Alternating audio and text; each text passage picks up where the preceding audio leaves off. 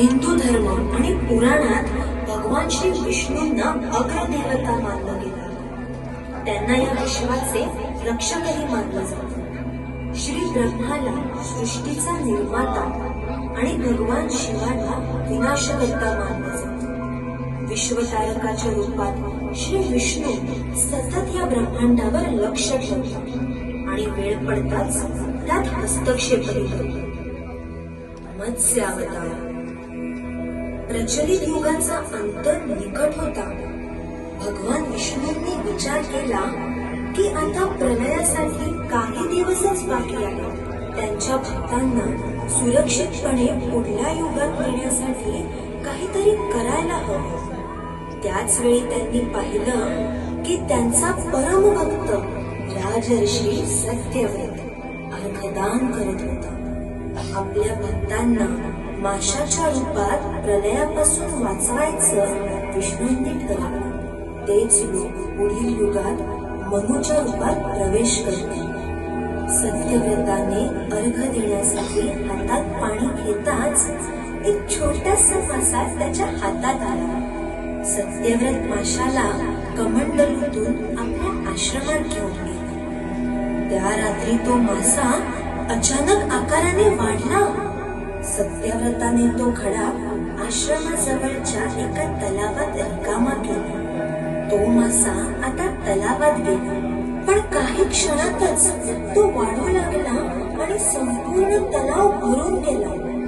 आता मात्र त्या माशाने त्याला महासागरात सोडण्याची विनंती केली. अस्वस्थ झालेल्या सत्यव्रताने त्याला मदत करण्याचा निर्णय घेतला, पण त्याच्या मनात शंका उत्पन्न झाली. राजाने ओळखलं की तो मासा म्हणजे भगवान विष्णूचा. भगवान विष्णू प्रकट झाले. सत्यव्रताने त्यांना आदराने वंदन केलं.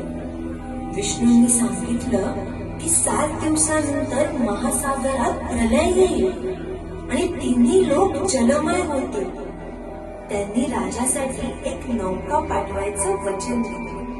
ते पुढे म्हणाले की सत्यव्रताने नव्या युगात प्रवेश करण्यासाठी काही बिया, वनस्पती आणि प्राण्यांना एकत्र करा. सप्तऋषी आणि नागराज वासुकी बरोबर त्या नौकेत बसून त्यांची वाट पहा. 7 दिवसांनी आकाश काळ्या ढगांनी भरून गेलं आणि मुसळधार पावसाला सुरुवात झाली.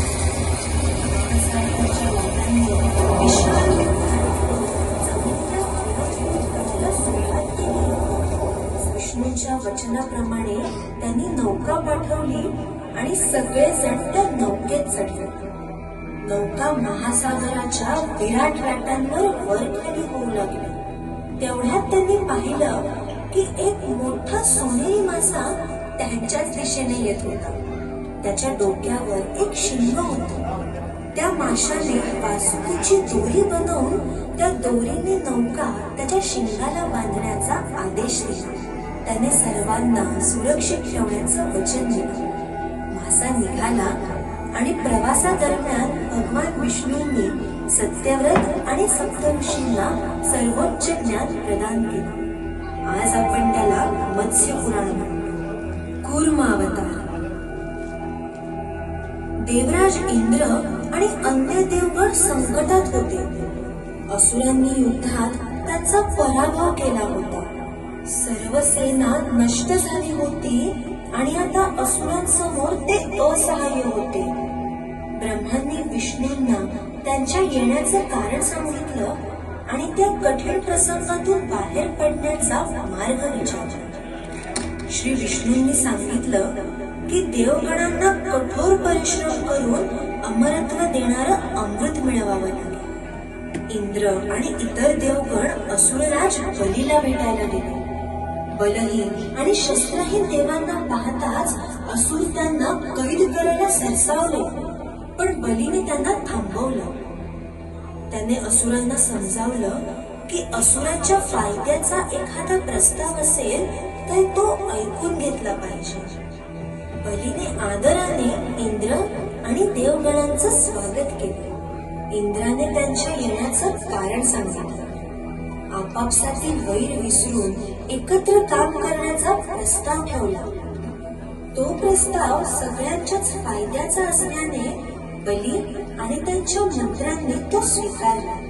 अशा प्रकारे देव आणि असुरांमध्ये तह झाला. दोघांनीही आपापले सैनिक तयार केले आणि कामाला सुरुवात केली. त्यांनी मंदार पर्वत उपटून तो सागर किनारी न्यायला सुरुवात केली. काम अतिशय कठीण होतं. देव आणि असुर दोन्ही पक्षातील सैनिक धापा टाकू लागले. काम थांबवण्याची भाषा करू लागले. भगवान श्री विष्णू हे सर्व पाहत होते. विष्णूंनी गरुडाला मदत करायला सांगितले. गरुडाने मंदार पर्वत पाठीवर घेऊन क्षीरसागराकडे उड्डाण केले. देव आणि असुर त्याच्या मागे निघाले. पर्वत किनाऱ्यावर ठेवताच विष्णूंनी गरुडाला तिथून जायला सांगितले. कारण गरुड तिथे असताना नागराज वासुकीजवळ आलाच नसता. त्यांनी वासुकीलाही अमृत देण्याचं आश्वासन दिलं आणि सांगितलं की मंदार पर्वताचा त्याला काहीही त्रास होणार नाही. वासुकीने मंदार पर्वताला वेढा घातला.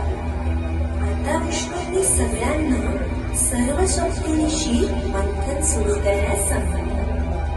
सागर मंथनाला सुरुवात झाली, पण मंदार पर्वत कसलाही आधार नसल्याने सागरात बुडू लागला. आता भगवान श्रीविष्णूंनी एका मोठ्या कासवाचं रूप घेऊन समुद्रात उडी मारली. पर्वताला आपल्या पाठीवर घेऊन त्यांनी तो वर आणला. आनंदित होऊन देव आणि असुरांनी पुन्हा मंथनाला सुरुवात केली. सगळे मोठ्या उत्साहात होते. विष्णूंनी आपली शक्तीही सागर मंथनासाठी लावली. या प्रखर मंथनातून सर्वप्रथम हलाहल नामक भयंकर विष बाहेर पडलं. त्या विषाच्या प्रभावाने देव आणि असुरांचे प्राण कंठाशी आले. त्यांच्या डोळ्यासमोर अंधारी आली. धड श्वास घेता येईना.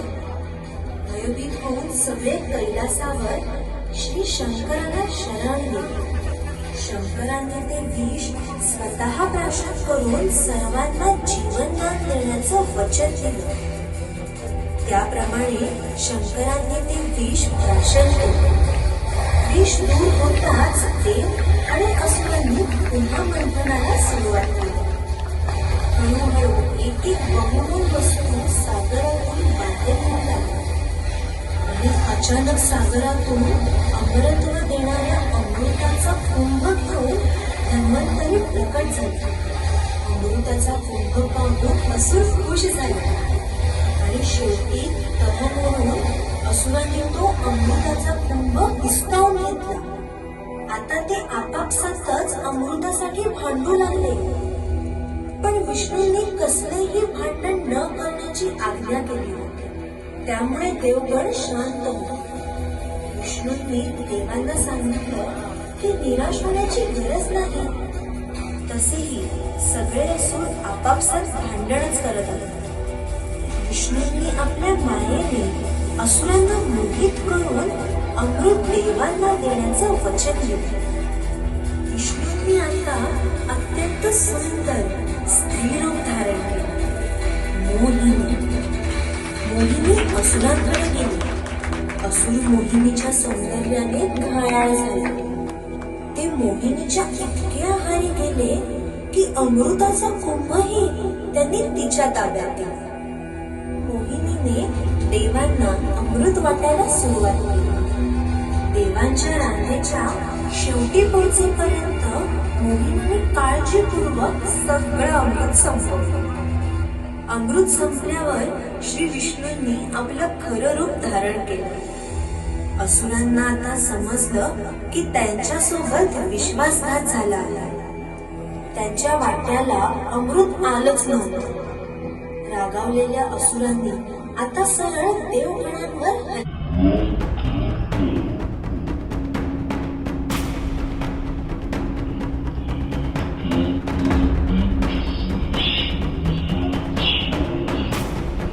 त्यांना भयंकर राग आला होता. पण आता अमृता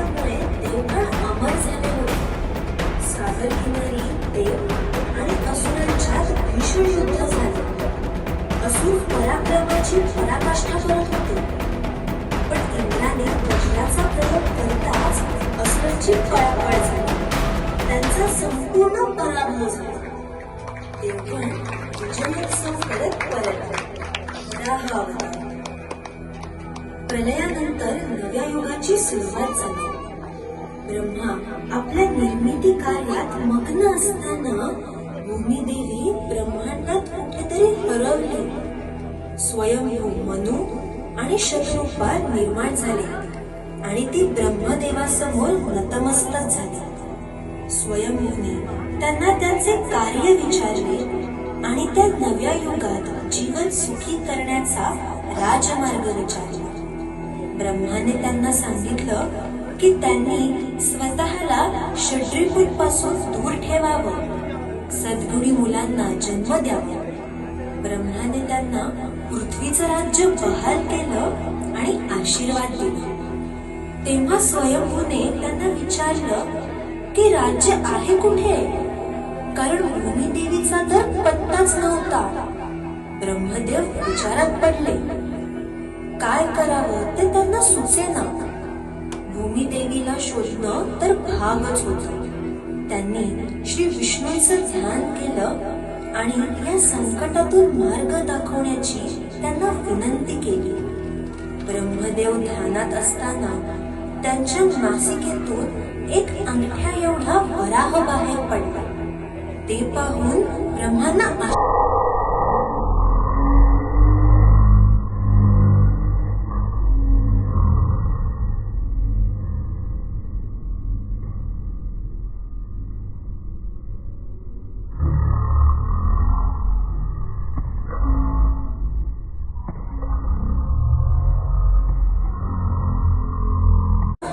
आता मोठा होत गेला. ब्रह्मदेवांना समजलं की तो वराह म्हणजे स्वतः विष्णूच आहे. हा विचार करत असतानाच तो वराह एखाद्या पर्वतासारखा मोठा झाला आणि त्याने भयंकर गर्जना केली. तेव्हा ब्रह्मदेवांची खात्रीच पटली की तो विष्णूशिवाय दुसरा कोणी असूच शकत नाही. वराहाने भयंकर गर्जना करत आकाशात उड्डाण केलं आणि अनंत ब्रह्मांडात त्याने भूमिदेवीला शोधून काढलं. त्याच दरम्यान हिरण्याक्ष नावाचा एक महापराक्रमी असुर आरोळ्या ठोकत स्वर्गाकडे निघत होता. त्याला घाबरून लपून बसलेल्या देवगणांचा तो धिक्कार करत होता, आव्हान देत होता. क्रोधित हिरण्याक्ष आता वरुण राजाकडे गेला. वरुणाचा भीतीने थरकाप उडाला. हिरण्याक्षाने वरुणाला युद्धासाठी पुकारले. वरुणाला माहित होतं की तो हिरण्याक्षाचा पराभव करू शकणार नाही. त्याने हिरण्याक्षाला समजवलं की तो आता वृद्ध झाला असून त्याने युद्धाचा त्याग केला आहे. वरुणाने त्याला विष्णूकडे जायला सांगितले. हिरण्याक्षाने वराह रूपातील विष्णूंना ओळखलं. गर्जना करत हिरण्याक्षाने वराहाला युद्धासाठी ललकारलं. आता वराह जवळजवळ भूमिदेवीच्या कक्षेत पोहोचला होता. आता दोघेही युद्धभूमीवर उभे ठाकले. त्याने उपहासाने हिरण्याक्षाला म्हटलं की हिरण्याक्षाच्या गदेची त्याला भीतीच वाटली. अशी बोलणी ऐकताच हिरण्याक्ष चौकाळला आणि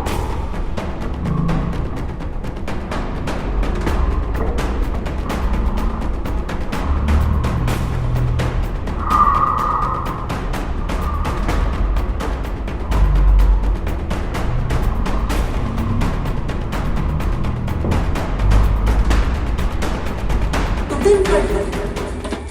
वराहाने त्याचा वाद चुकवत युद्धाला सुरुवात केली. दोघेही एकमेकांवर हल्ले करत होते. कोणीच मागे हटले नाही. हिरण्याक्षाने आपली गदा वराहावर भिरकावली. एखादं खेळणं झेलावं तशी ती गदा वराहाने झेलली. त्यांच्यात आता मुष्टियुद्ध सुरू झाले. हिरण्याक्षाने वराहाच्या छातीवर प्रहार केले, पण वराहाने मोठ्या कौशल्याने हिरण्याक्षाच्या कानावर प्रहार केला. हिरण्याक्ष कळवळत खाली पडला आणि गतप्राण झाला. ब्रह्मदेवाने विष्णूंची स्तुती केली की फक्त विष्णूच भूमिदेवीला परत आणण्यास समर्थ होते. हिरण्याक्षासारख्या महान संकटातून सर्वांची मुक्तता केल्याबद्दल त्यांनी भगवान विष्णूंचे आभारही मानले. नरसिंह अवतार. हिरण्याक्षाचा मोठा भाऊ हिरण्यकश्यपू क्रोध आणि सुडाच्या भावनेने खवळला. त्याने आपल्या भावाच्या वधाचा सूड घेण्याची प्रतिज्ञाच केली. सगळ्या देवांना पाताळात हकलून लावायची आणि असुरांना स्वर्गाची द्वारे उघडून देण्याची प्रतिज्ञा केली. त्यानुसार त्याने मंदार पर्वतावर जाऊन उभ्याने तप करायला सुरुवात केली. कित्येक वर्षे उलटली. हिरण्यकश्यपूच्या शरीरावर मुंग्यांचं वारूळ तयार झालं आणि त्यावर गवतही उगवलं. पण तरीही त्याची तपश्चर्या भंग झाली नाही. ते ऐकून ब्रह्मदेव मंदार पर्वतावर गेले. ब्रह्माने हिरण्यकश्यपूला जागं केलं आणि सांगितलं की त्याच्या तपश्चर्येने त्यांना फार आनंद झाला आहे. त्याने हिरण्यकश्यपूला वर मागायला सांगितलं.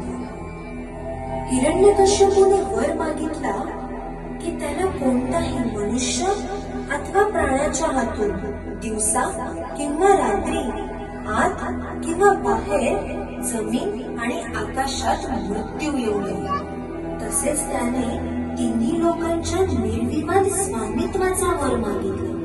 त्याला तसा वर देत तथास्तु म्हणून ब्रह्मदेव निघून गेले.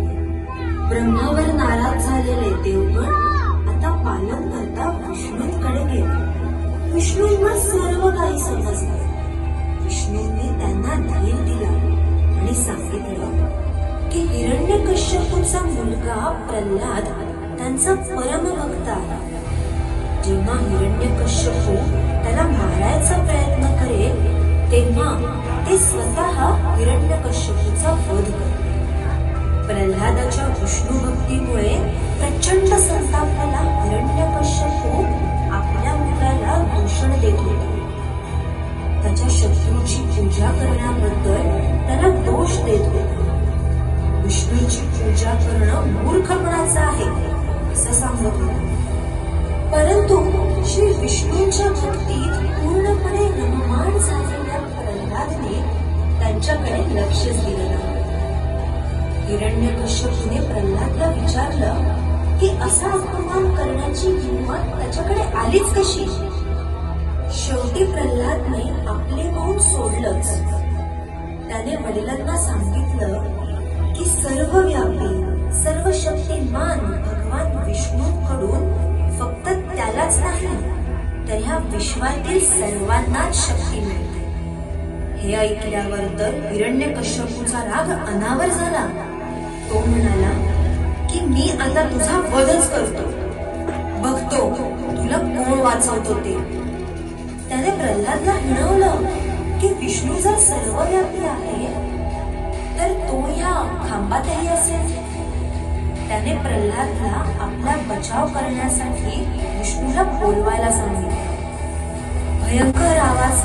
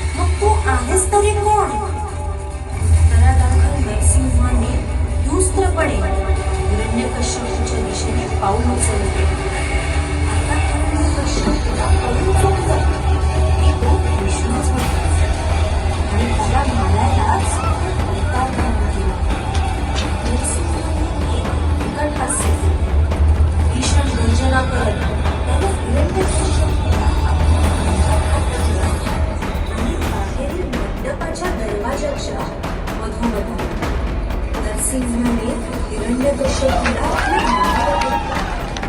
आता दिवसही नव्हता आणि रात्रीही. हिरण्यकश्यपू जमिनीवरही नव्हता आणि आकाशातही. आणि नरसिंह मनुष्यही नव्हता आणि प्राणी नव्हता. नरसिंहाने हिरण्यकश्यपू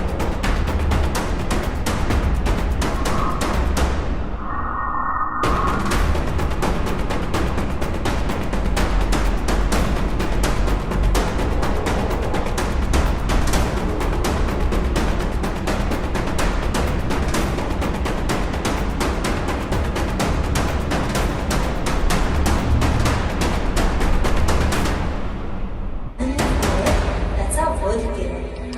अशा प्रकारे भगवान विष्णूंनी आपल्या परमभक्ताचं प्रल्हादचं रक्षण केलं. वामन अवतार देवगणांना जिंकायचा पण करून असुरराज बलीने आपले गुरु शुक्राचार्यांच्या देखरेखीखाली विश्वजित यज्ञ आयोजित केला आणि बलीने आपल्या सेनेसह स्वर्गावर ताबा मिळवला. बली आता त्रैलोक्याचा स्वामी बनला होता. ही बातमी ऐकून देवी अदितीने भगवान विष्णूची प्रार्थना केली.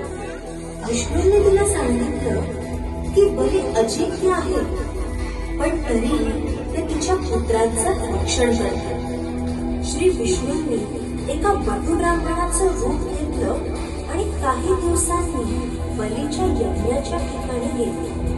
वामनाच्या तेजाने ती जागा उजळून निघाली. शुक्राचार्यांना तर वाटलं की प्रत्यक्ष सूर्यदेवच यज्ञासाठी आले आहे. पण डोळे स्थिर झाल्यावर पाहतात तर एक छोटासा ब्राह्मण यज्ञवेदीकडे येत होता. त्याचं स्वागत करायला बली स्वतः उठला. वामनाच्या आगमनाने त्याला स्वतःचा सन्मान झाल्यासारखं वाटलं. बलीने वामनाला आदराने वंदन केलं, त्याचे पाय धुतले आणि त्याला बसायला आसन दिले. बलीने वामनाला त्याची इच्छा विचारली आणि सोनं, हत्ती, घोडे, राजवाडा जे हवं ते निःसंकोचपणे मागायला सांगितले. पण वामनाने मात्र फक्त एक जमिनीचा तुकडा मागितला, फक्त 3 पावलं जमीन. ते ऐकून बलीला आश्चर्य वाटलं.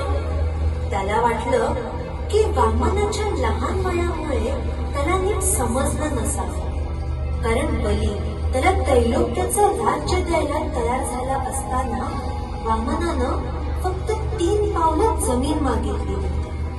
वामन म्हणाला की ज्या व्यक्तीचं समाधान 3 पावलं भूमीने होत नाही, तो त्रैलोक्य मिळाल्यावरही समाधानी होणार नाही. वामनाने पुन्हा स्पष्ट केलं की त्याला फक्त 3 पावलं जमीनच हवी आहे. पण आता शुक्राचार्यांच्या डोक्यात लख्ख प्रकाश पडला. त्यांना कळलं की हा विष्णूशिवाय अन्य कोणी असूच शकत नाही. पण बली म्हणाला की आता काहीही होऊ शकत नाही, कारण त्याने वचन दिलं होतं. शुक्राचार्यांनी त्याला वचन मोडायला सांगितलं. शुक्राचार्यांनी त्याला समजावलं की आणीबाणीच्या वेळी वचन मोडण्यात काहीही गैर नाही.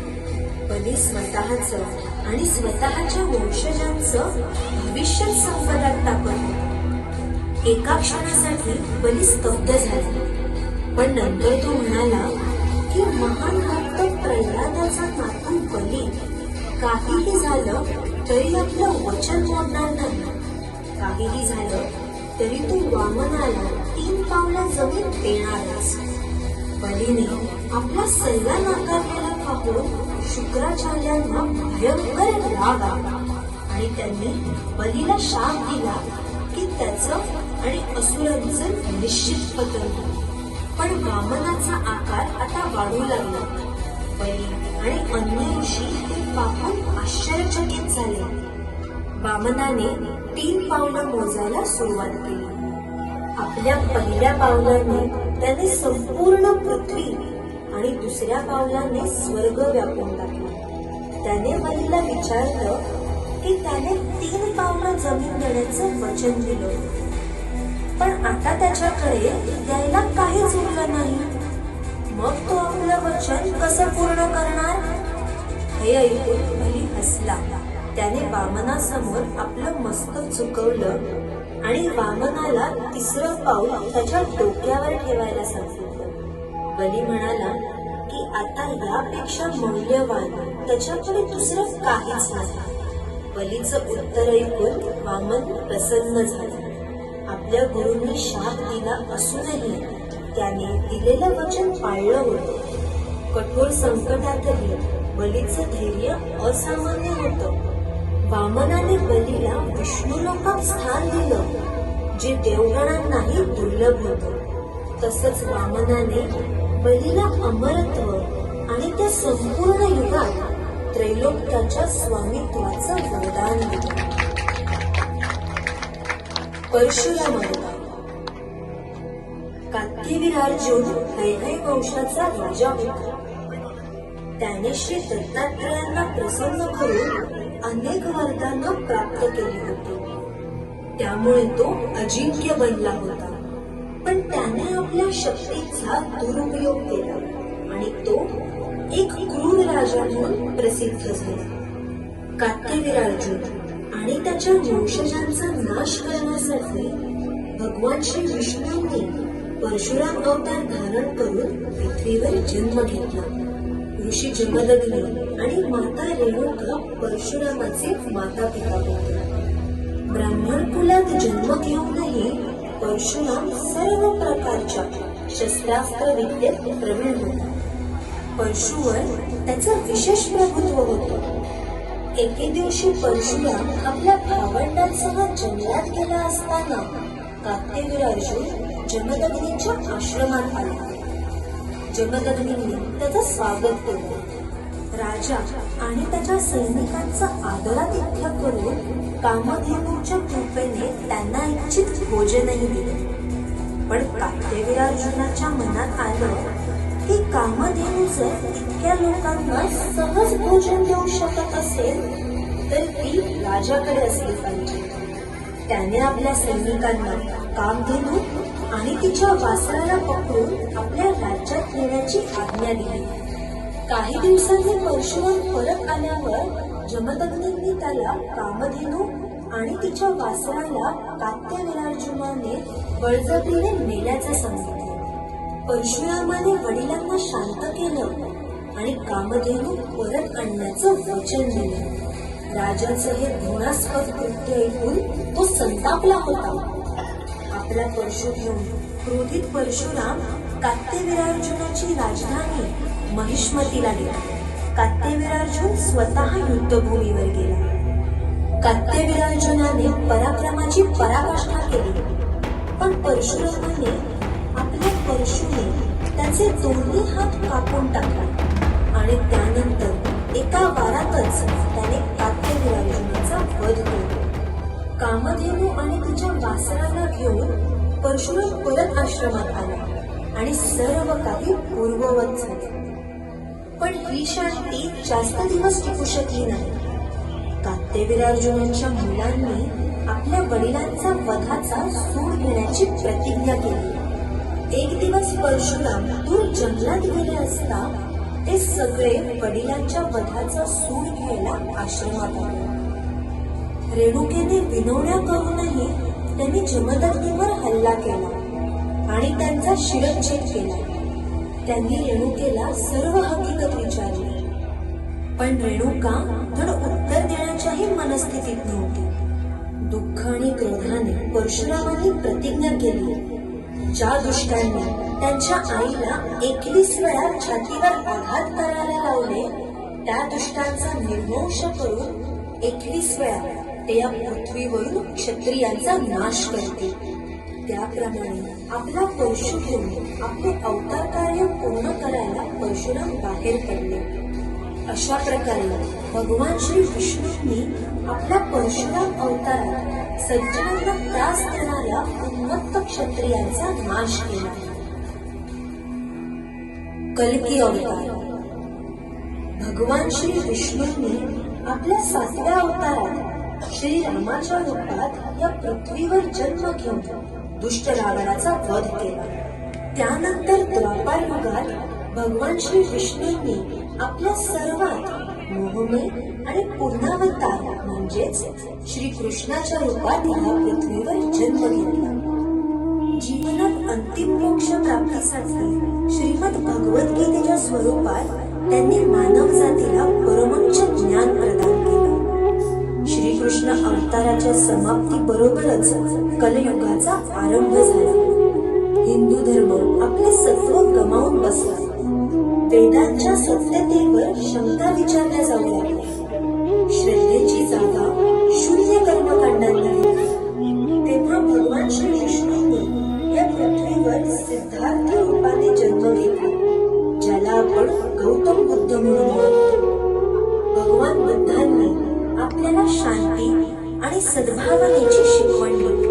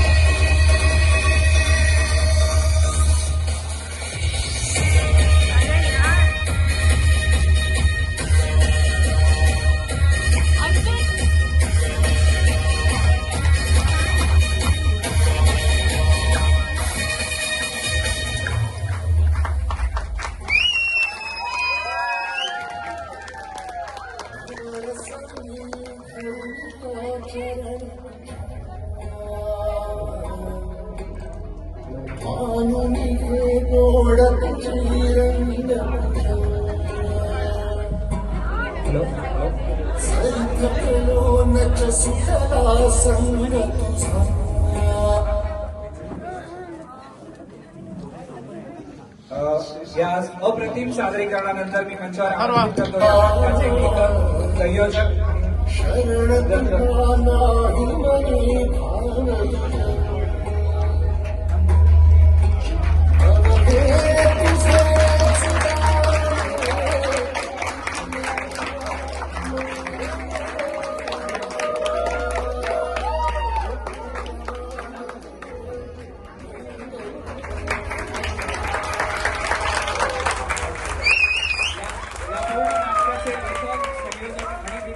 मनीष आणि स्नेहा खेडेकर टाळ्यांनी त्यांचे आभार.